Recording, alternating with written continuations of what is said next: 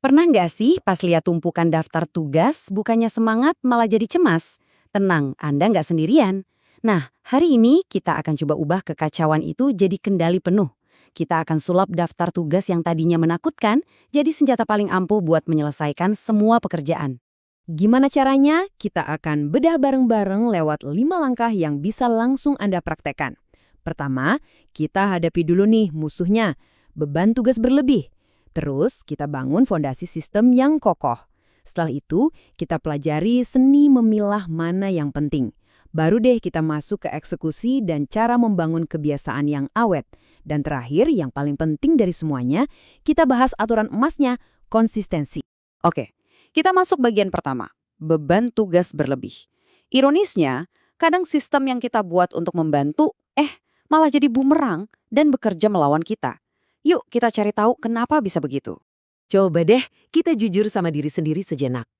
Waktu Anda lihat daftar tugas, apa yang Anda rasakan? Merasa punya kendali dan siap beraksi? Atau malah makin pusing? Apakah daftar itu jadi peta jalan atau cuma jadi pengingat semua hal yang belum selesai Anda kerjakan? Kalau kondisi Anda kira-kira seperti ini, catatan sticky notes di mana-mana, inbox email udah nggak karuan, terus rasanya sibuk terus, tapi kok nggak ada yang benar-benar kelar? Nah, itu tandanya Anda lagi terjebak dalam kekacauan tugas. Dan ini bukan salah Anda loh, ini cuma sinyal kalau sistem yang ada sekarang udah nggak efektif lagi. Eits, tapi tenang, kita bisa perbaiki ini kok. Kuncinya adalah kembali ke dasar dan membangun fondasi yang kuat. Dari berbagai sumber yang kami rangkum, ternyata cuma ada 2 pilar utama untuk mengambil alih kendali lagi. Prinsip pertama, dan ini yang paling krusial, kumpulkan semuanya di satu tempat. Jangan dipisah-pisah. Bayangin deh, Anda mau nampung air hujan tapi pakai 100 cangkir kecil yang tersebar. Pasti banyak yang tumpah kan? Beda ceritanya kalau Anda pakai satu ember besar. Nah, sistem tugas Anda itu harus jadi si ember besar ini. Dalam dunia produktivitas, ini disebut sistem terpusat. Anggap aja ini kayak otak eksternal Anda. Tujuannya simple, biar dia yang mengingat semua tugas, ide, dan pengingat. Jadi, otak kita yang sebenarnya bisa bebas fokus untuk mikir dan berkreasi. Oke, jadi semua tugas sudah terkumpul di satu tempat. Keren! Tapi itu baru setengah jalan. Sekarang kita masuk ke pilar kedua, kejelasan. Kenapa? Karena tugas yang definisinya ngambang itu, itu resep paling ampuh untuk menunda-nunda pekerjaan. Kalau kita nggak tahu persis harus ngapain, ya kemungkinan besar kita nggak akan ngapa-ngapain. Lihat deh perbedaannya di sini.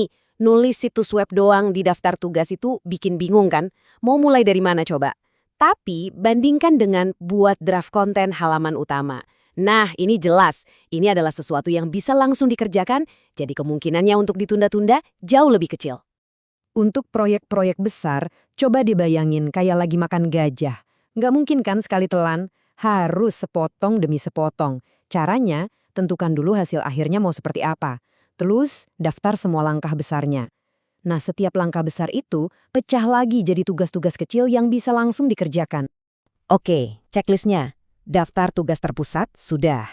Tugas-tugasnya, jelas, sudah juga. Nah, sekarang muncul pertanyaan besar berikutnya.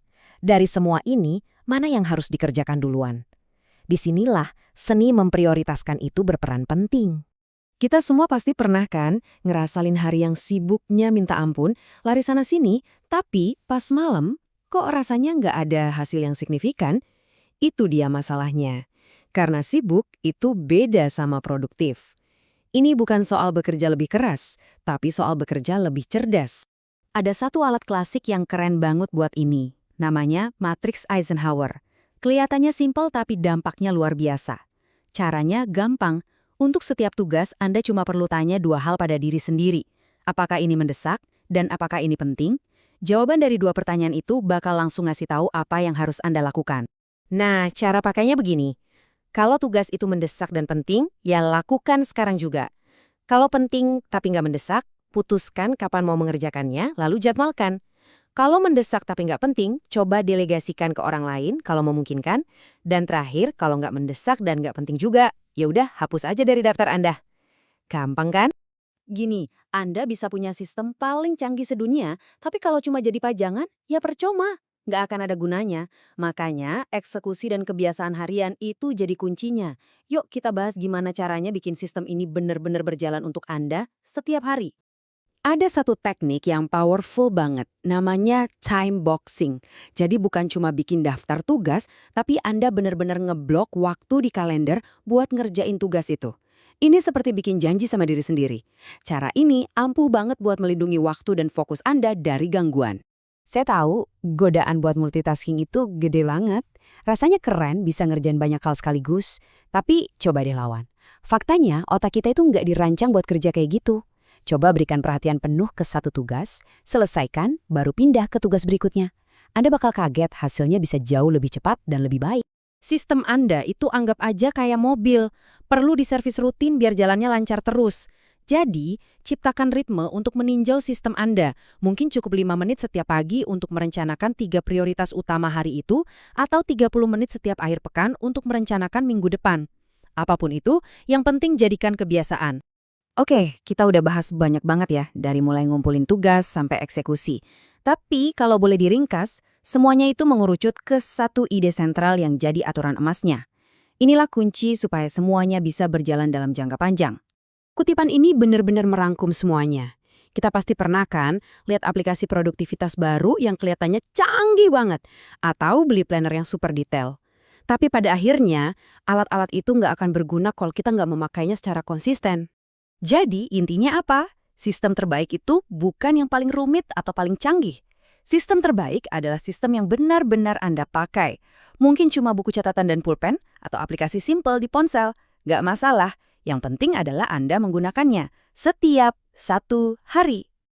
Jadi, saya mau kasih tantangan kecil buat Anda. Nggak usah nunggu besok atau hari Senin. Coba deh sekarang, pikirin satu hal super simple yang bisa Anda lakukan saat ini juga untuk membuat sistem Anda 1% lebih baik. Mungkin cuma dengan merapikan desktop atau menuliskan 3 prioritas utama untuk besok. Apapun itu, lakukan sekarang. Karena langkah kecil pertama itulah yang justru paling menentukan.